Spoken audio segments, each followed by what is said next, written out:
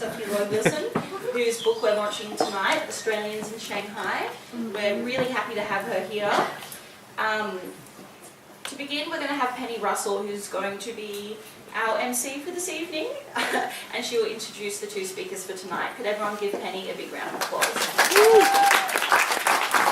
Okay, so good evening to all of you. I'm delighted to welcome you to this fabulous occasion, the launch of the much beloved Sophie Loy-Wilson's first book, Australians in Shanghai, Race Rights. I wish first to acknowledge the Gadigal people of the Eora Nation and other clans, traditional custodians of lands on which we meet tonight, to pay my respects to their elders past and present, and to extend that respect to all Aboriginal people who are here this evening.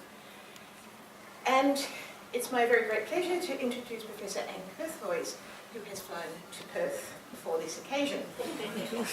From Perth. So we are not actually having the launch. But from, I think, is a heroic thing. As one of Australia's most distinguished historians, and of course needs little introduction from me. Her outstanding research has placed Australian history, Indigenous history, women's history, political history in international and imperial contexts. It's characterised by astute historiographical and personal reflection, by impeccable archival research, skillful collaboration, profound insight and archival writing.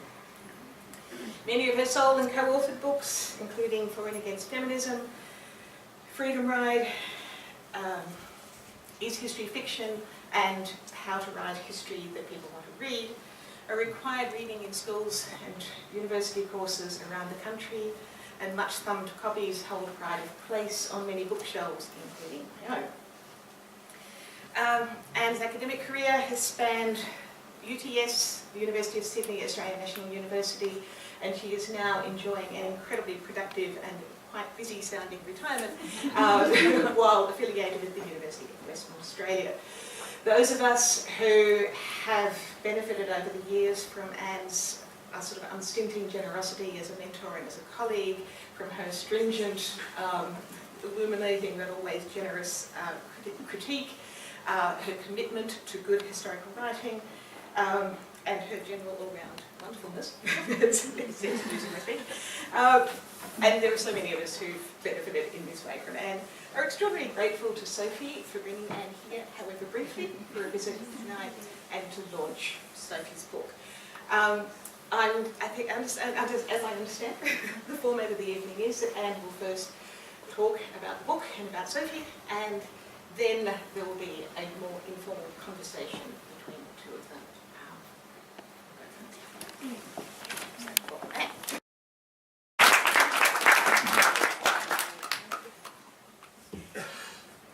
Well, thank you, and welcome everybody to the launch of this wonderful book. It is called Australians in Shanghai, Race, Rights and Nation in Treaty Port, China. And I think every word in the title signifies an important story.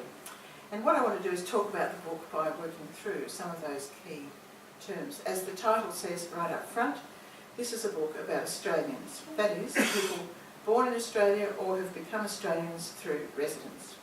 Some of these Australians have Chinese ancestry, while others do not, being generally of British or other European descent in the context of this book.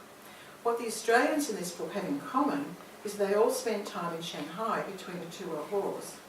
Some of the Australians of Chinese descent own highly successful businesses, such as department stores, and were employers, while non-Chinese Australians in Shanghai were economic migrants who varied widely in their economic status. And one of the key points in the book, I think, is that too often historians consider only Chinese migration to Australia and the movements for and against it over time.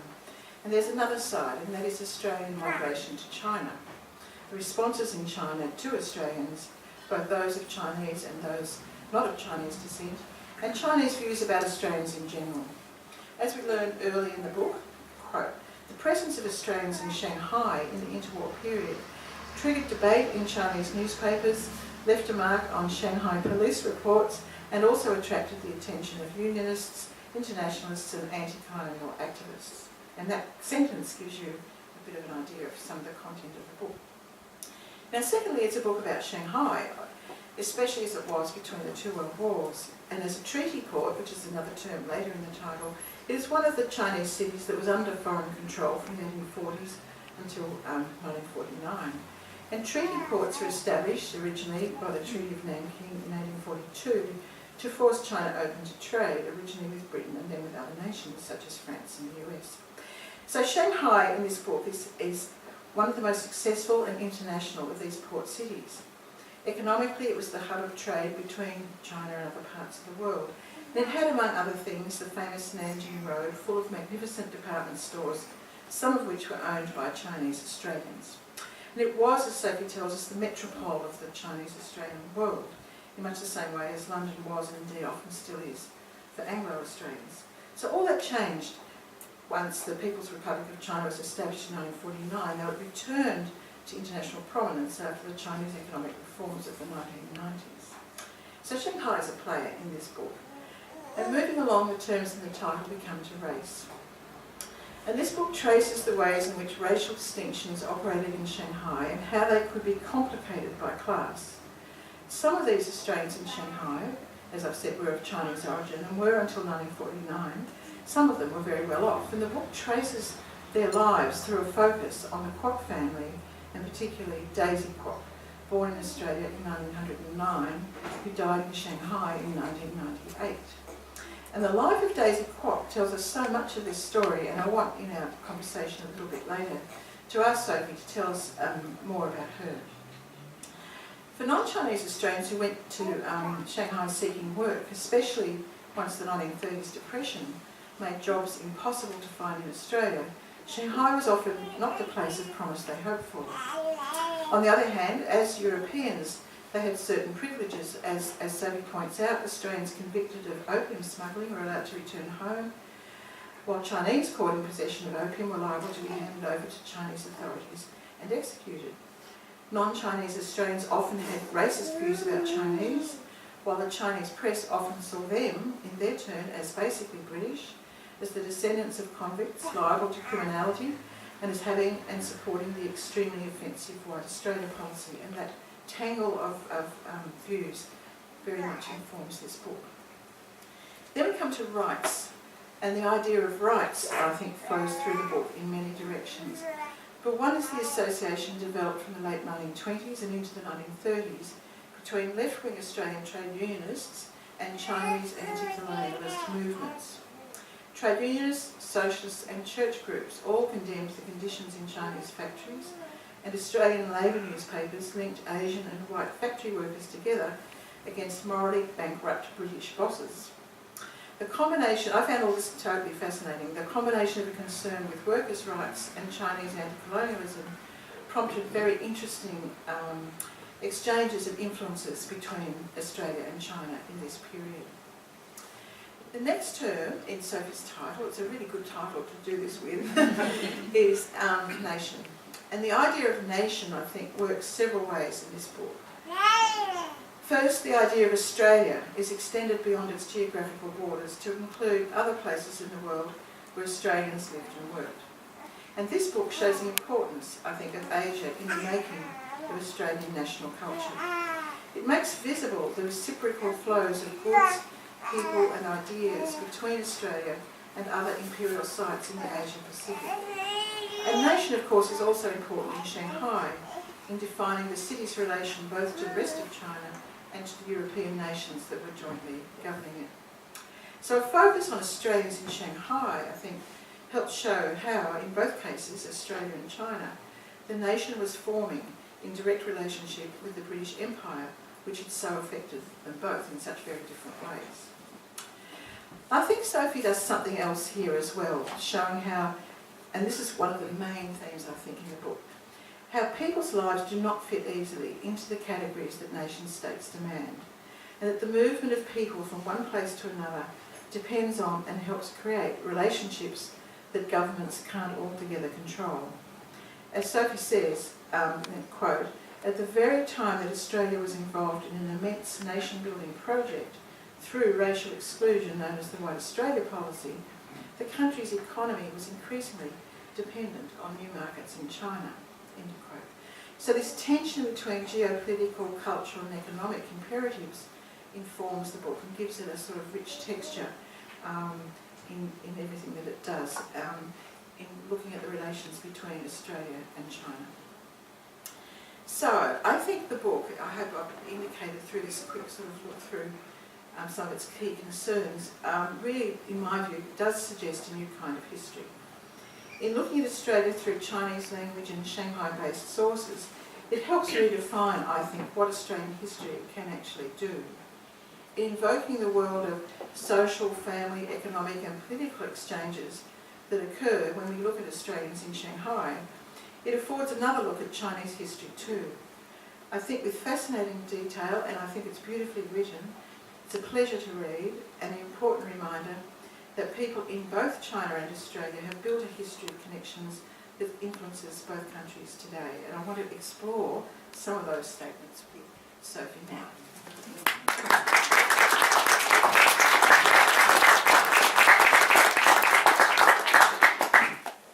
And so, Okay, I'm going to start with a fairly, a good way to start. What prompted you to undertake the study that led to the book? Well, Anne, it's really your fault. no, it's really all your fault. I don't take responsibility for the book. No. Alright, I'll get serious now. Sorry, I was looking forward to that. I've always been interested in the history of the Chinese diaspora, as you all know, and particularly in the Chinese diaspora in Australia. I suppose for me, my big research questions have long been where are the Chinese in Australian history, and how can we read the sources left behind by Chinese migrants into the big questions in Australian history. So I know Anne has been preoccupied by this question too, and I know this because long before I met Anne, when I first began studying history, I read an article by her, a book chapter actually, and it's still widely quoted in Chinese Australian history and in overseas Chinese history more generally, and that book chapter is called Men of All Nations Except Chinamen, Europeans and Chinese on the Goldfields of New South Wales. And Anne wrote this in 2001 as part of a book by Ian McCalman and others called Gold, Lost Histories, right? And it crops up everywhere in my fields. And there's a good reason for that. I think Anne did something quite special with that article. And I read this article when I was first studying history as an undergraduate. And in that particular book chapter, Anne talks about the history of the Chinese in Australia as our uneasy history. That's what she calls it. And I quote from Anne in my introduction because I think what she says is really helpful in conceptualizing why the Chinese diaspora does some kind of quite important things for Australian history. So I'll just read you a little bit of what Anne writes in Men of All Nations. She says, "Our treatment of these Chinese men shames many of us. Others perhaps find it understandable. In any event, their treatment remains a matter of uneasiness. The Europeans thought these men barbarians, and the Chinese in their turn thought of the Europeans in the same way. These Chinese men perch at the edge of our historical consciousness, figures of fun and shame, a marker of colonial origins, and the colonial vestiges in our present culture." So this is very evocative for me when I was a young undergraduate, this idea of a group of people perching at the edge of our historical consciousness. So I began a PhD thesis in the Department of History at the University of Sydney in 2006. There were some really wonderful historians there at the time, kind of disobedient, naughty historians in the midst of breaking all the rules, as the best historians are, writing histories of many places at once from many different perspectives, histories that followed marginal individuals and made their lives matter to the larger story. And I suppose I wanted to do this as well.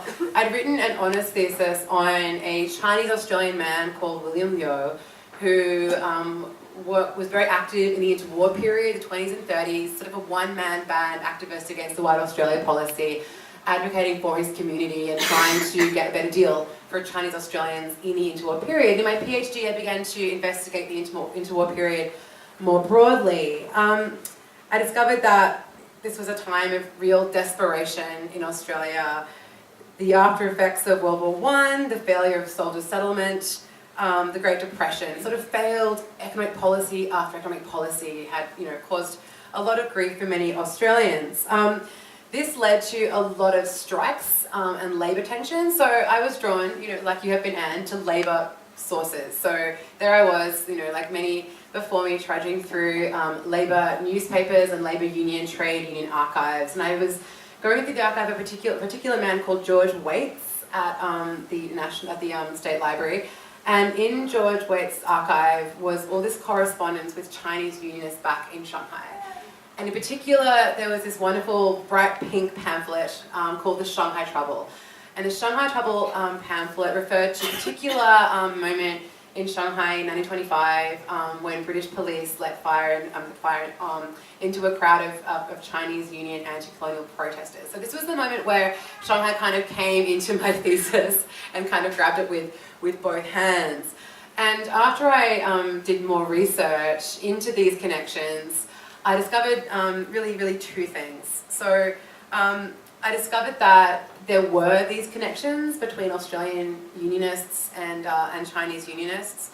And I also discovered that there were all these destitute Australians during the Great Depression that made their way problematically to Shanghai and tried to find work. So many of them, in fact, that the British government begged the Lions government, the Australian government in 1932 to stop them from coming because they were becoming destitute on the streets of Shanghai. So all this meant that I decided I really wanted to write a kind of a Shanghai-centered history of the interwar period. And that's sort of where it all began. And I suppose my goal was to start rethinking this idea of the Chinese diaspora as coming to Australia, and what did it mean when all these Australians, Anglo and Chinese, went the other way? What happened next? I want you to tell us more about Daisy Kwok, because I think she's a central figure in this book, particularly in the early part, and then she comes back towards the end and she kind of runs through it. And I thought, rather than me summarise it, I really would like you to tell her story and why it kind of grabbed you, because it obviously did. Okay, so I'm assuming we have a lot of nerds here, so I can start with the source. So I'll start with the source. Imagine that it's the 1990s in Shanghai, and a group of Shanghai historians are going around conducting oral history interviews with older Chinese, those that remember the city before 1949, and they come to a particularly decrepit apartment block off Fuxing Road in the Xinqiandi French concession area. And in this apartment block, they find one apartment with 8 old people living in it, and they interview a woman called Daisy Kwok, or Guo Wanyin, and she tells them that she was born in Australia, she was born in Sydney, that English was her first language, and in fact she's an English teacher highly in demand, and that she's actually in possession of a recently acquired Australian passport. So all of this is very remarkable to these Shanghai historians that have interviewed her, and that particular interview makes its way into a book about Shanghai. And I read this interview, and I was really struck by this woman. Who was this woman, Daisy Kwok? Why was she in Shanghai? What was the story? Then I remembered that I'd actually seen Daisy somewhere before. I'd seen a photograph of her in a book that my parents had on their shelf about old Western architecture, colonial architecture in Shanghai. This book was also from the 1990s, and in this book, Daisy's photographed standing in front of her family's old mansion.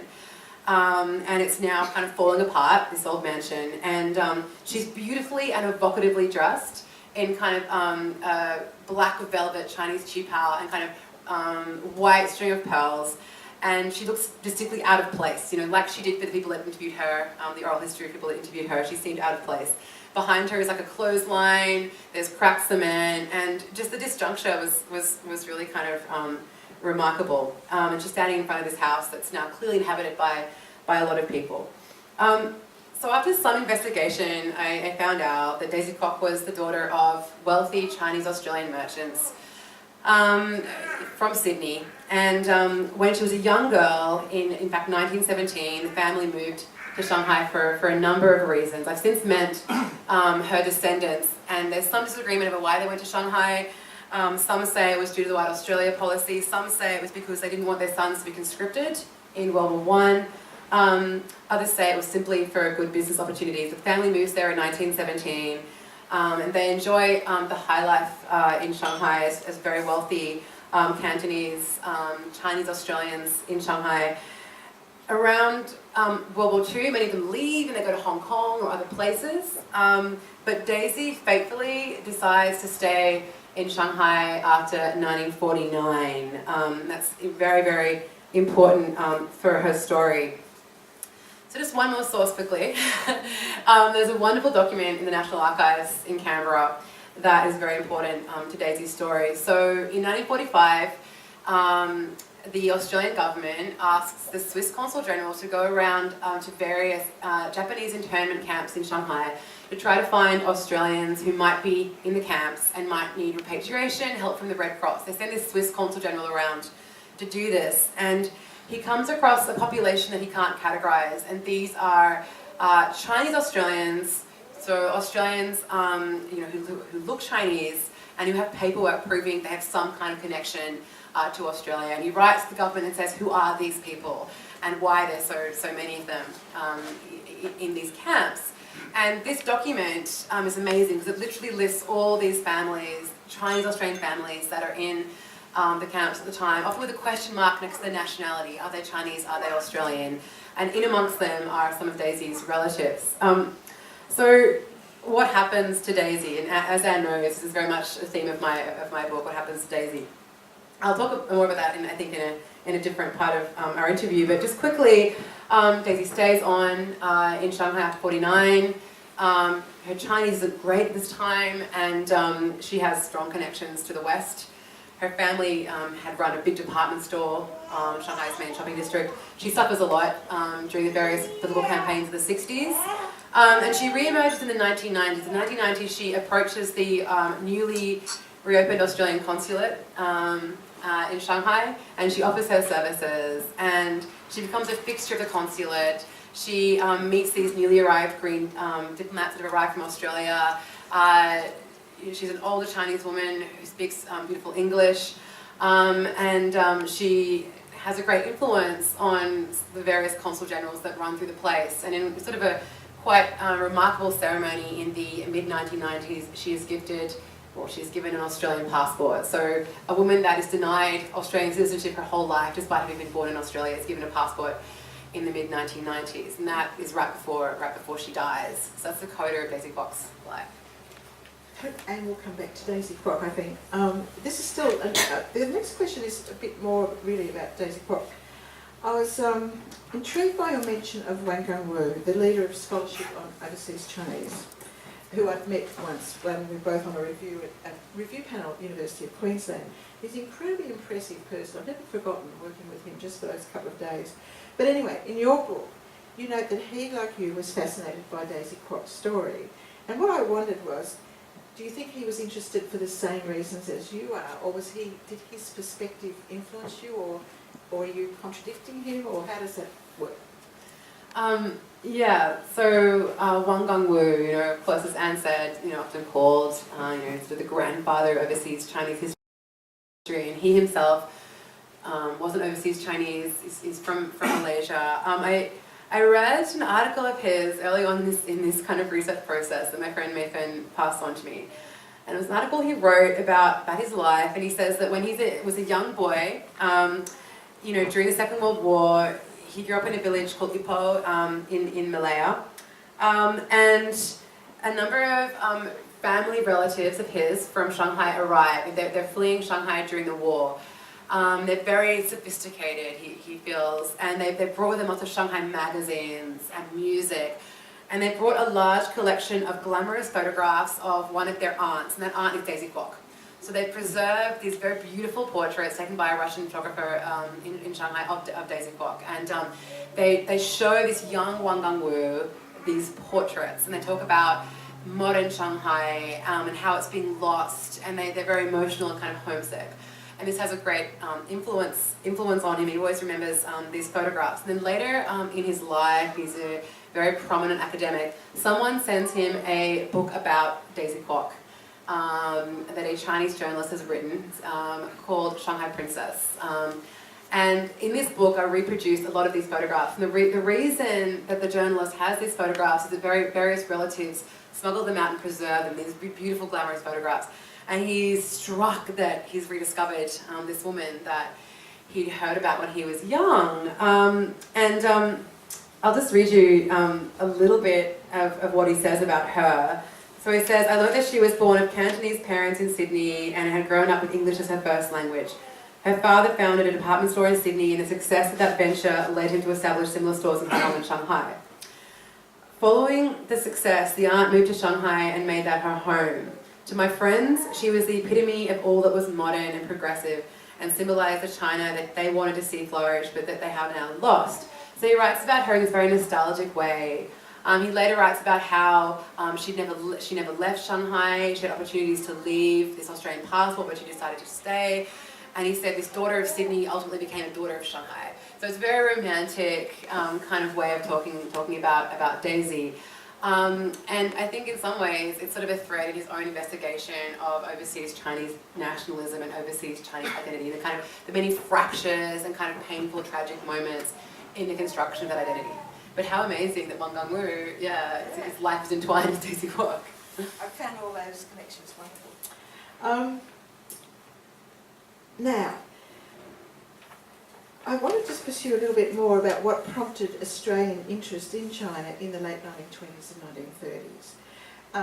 I mean, we've talked about this a little bit already, but I just want to kind of think about it further, that this is a time of especially high attachment to the White Australia policy. But there's a desire to go to China for reasons of trade and economic investment and employment. At the same time, there's this strong desire to keep Chinese people out of Australia. So how does this work? How does this... I mean, such a huge dissonance there between interest in China and yet the maintenance of the White Australia policy, it seems to me. Yeah, it doesn't. Yeah, I mean, I was really struck when I was reading sources on the Great Depression in Australia. Various government agencies set up by the Bruce government to figure out what to do with our economy. How are we going to find new markets for these Australian goods? The Brits won't buy from us. They won't give us preferential treatment in their markets anymore. After World War I, we have all this dried fruit. We have to sell and flog to the world. I read a lot of marketing literature on dried fruit and raisins. And Herbert Gepp, a wonderful name, G-E-P-P, who was head of one of these commissions of the Conservative Bruce government, comes up with the plan to send a goodwill trade mission to Asia. You know, and it's of course couched in racist terms. So the teeming Asian millions will buy all these dried fruits and oranges and various things that we have, Tasmanian apples, etc. And they send these trade commissions off to Asia, and they're headed by people like Essington Lewis, a steel magnate, John Latham, the internationalist Ian Fluties Ross, and they all go off on these various East Asia trade missions. And what's really important to kind of realize is that when they arrive particularly in China, they are met by Chinese Australians. So it's Chinese Australians who are already conducting various forms of trade, despite lack of shipping and White Australia policy with these ports, meet these trade officials off their ships and take them around, and they introduce them to people. And in these moments, they advocate, for a relaxing of the White Australia policy. And they say, this is a ridiculous, contradiction. And it's sort of done through correspondence and in private. And, it leads really to nothing, in the same way that these trade missions lead to nothing. What they tell us more about is the desperation in Australia, the unemployment, the problems with the economy, the economic depression in rural areas, the sense of floundering, in terms of where Australia's going to sit after Britain's withdrawn in some ways. And for Chinese Australians, it's really very frustrating, particularly for people like William Yeo and the Kwok family, who are trying to advocate and use this as an opportunity. I mean, they point out the contradiction all the time. Because it made me think, just to what extent did the White Australia policy actually affect Australia economically in a bad way? I mean, did they talk about that? It's interesting because we associate this more with the post-war period, right? Yeah. So, post-war period, decolonisation, the White Australia policy becomes so embarrassing, Bandung Conference. But what's interesting is that I feel this starts earlier. I feel that, there are a number of people arguing, in sort of very kind of businessy terms, this affects, I can't sell my wool. That brand Australian argument. And, what am I going to do with my wool? And I feel like this does begin to be couched in terms of a kind of quite emerging concern with the immigration restriction regime, while at the same time there's a deep cultural and social investment in the ideal of white Australia. I don't think that's shaken in any real way. There is that investment, but there are these voices saying this isn't tenable. This situation is not tenable anymore. And often they include maps, like look where we are, in the same way that historians do today. Look at where Australia is located. This begins to be something people are very aware of. Well, my next question is, it's too big a question to ask, really. But I think what runs through your book is this very attention to questions of both race and class. And I suppose my question was, how do they intersect? How does it work? Oh yeah. Did you puzzle over this when you were writing the book? How do these tensions about race and class work? I knew I was going to ask this. I was freaking out about it. I've been wondering this all my life. So race and class. And when I was thinking about this, I wanted to have a grand theoretical response for you, and I'm going to go back to my sources and hide in my sources for a little bit, and then I'll try to go out, and make a theoretical point. But so let's just start race and class. Let's just start in Shanghai. So Shanghai is a city that's literally segregated along racial lines. There are hotels with elevators where if you're Chinese, you're not allowed to go in the main elevator. You've got to go in the service elevator. So first of all, a city that, race is incredibly kind of visceral and felt spatially, But it's also a city where class is obsessed over. It's in the buildings, it's in the architecture. It's a city where divisions between, the Anglo community in terms of class are very stark and very marked. So what I talk about in my book is this interesting inversion which happens when these elite Chinese Australians make their lives in Shanghai. They build grand department stores, they hold soirees, they're quite wealthy, they live in big mansions, this particular community. And in amongst this arrives these working class Australians fleeing the Great Depression, often World War I veterans, who are markedly from a different class than these Chinese elite. And many of the white Australians that arrive comment on this.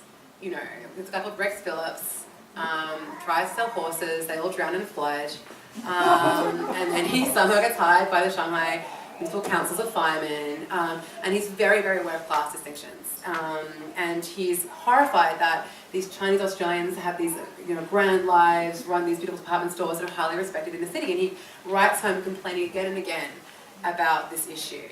It's very marked for him. So there you have kind of, in some ways race and class colliding in a really interesting way. I think there's a bigger question, to be asked as well in my book about the link between, something that I've turned to you for, which is the history of Australian working class, trade union activism and racism. Like, what is that link? And that spurred my interest in the book because I discovered this, solidarity between Chinese unionists and Australian unionists. Of course, the reason that was interesting was because the working class at this time in Australia is known for being, racist and anti-Chinese. And so there's that kind of heritage there as well, which is much more local, constructed in Australia. That's as far as I've got, Anne. Yeah, what do you think? I think that sounds good. No, I was struck by exactly what you were describing. Both way class worked in the politics of it, but also at that very at the sort of the way race and class just didn't work the way racist Australians expected them to work, and that sort of upsets everything. I thought that was great. Now, how are we going for time? I'll just keep going. I've got a couple more. I think I've only got one more. Is that right? Yeah, sorry. It's one Yes, more. That we can I have got one more. Now, this is about, given the huge changes in China, especially since 1949, what are the legacies for us now of the presence of Australians in China in the 1920s and 30s? So, how socially, economically, politically, like how does this story, what are its legacies now? So, I mean, it's been very interesting. In the past sort of 5 years, there's been a real growth in publishing on white Australians in Shanghai. So this was led by a book by a guy called Peter Thompson called Shanghai Fury. It's like a really, you've got to be a certain kind of person that's your title, Shanghai Fury. Heroes of Revolutionary China. So, and this is about, various white Australians that came to China in the 20s and 30s and became involved in various political movements. And he calls them heroes of revolutionary China. And this is part of a whole spate of trade publishing on white Australians in Shanghai. There's work on William Donald, a journalist, and there's huge interest in these individuals. I think this is interesting and slightly problematic, because what it does is it in some ways, of course, erases the history of Chinese Australians in that, and also, of course, kind of in some ways glorifies, over-determines the role of, I think, of some of these white Australians. So, I mean, for me, the more interesting legacy is with Chinese Australians. It's been quite notable that in recent visits of Australian politicians to Shanghai in the past sort of five years, Chinese Australians crop up a lot in speeches when they arrive. So, there's a lot of mention of the department stores that were, run by Chinese Australians on Nanjing Road. I might make the point there that there's been various publications in Shanghai on these department stores, and there's been a couple of exhibitions at the Shanghai Library, and they refer to the Chinese Australians who run them as Cantonese Chinese. They're Cantonese businessmen. There's no real reference to their Australian past. Australia's a place that they were in for a while, but they're really Cantonese businessmen working in Shanghai. In terms of these exhibitions in China, for Chinese Australians, I think it's interesting they crop up a lot in kind of recent celebrations of Sino-Australian connections from the Australian side, because I think it's a way of kind of saying, let's forget Australia's racist past. Let's celebrate these interesting connections, these beautiful buildings, forget that we're racist. So I sort of feel it's sort of a convenient way of using that legacy. And it doesn't really do justice to the ways in which Chinese Australians were foundational in building Sino-Australian relations, in my opinion. So, for Daisy Kwok, for example, she was really a living link with the past for Australian diplomats when they arrived to the newly opened Shanghai consulate. And by all accounts, she was part of a group of people that were kind of cultural liaison officers. There were older Chinese teaching Chinese language to staff that arrived, making introductions. So they were kind of part of that process during the reform and opening period.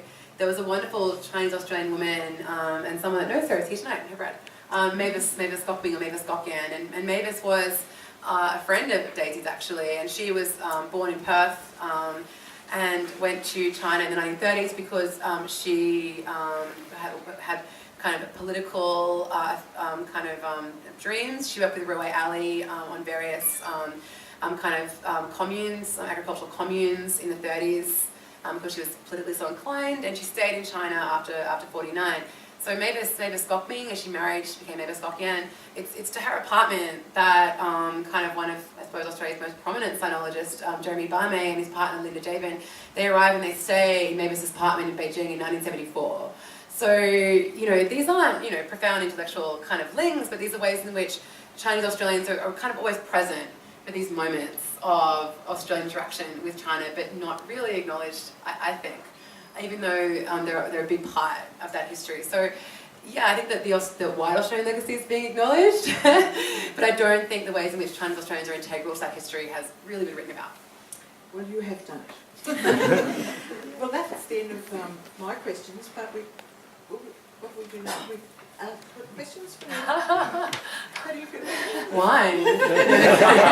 Just stop. What would you like to do? Let's just stop. Can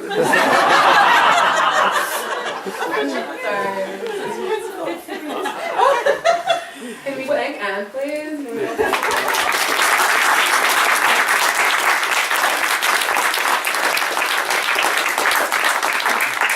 Well, I think we thank Sophie.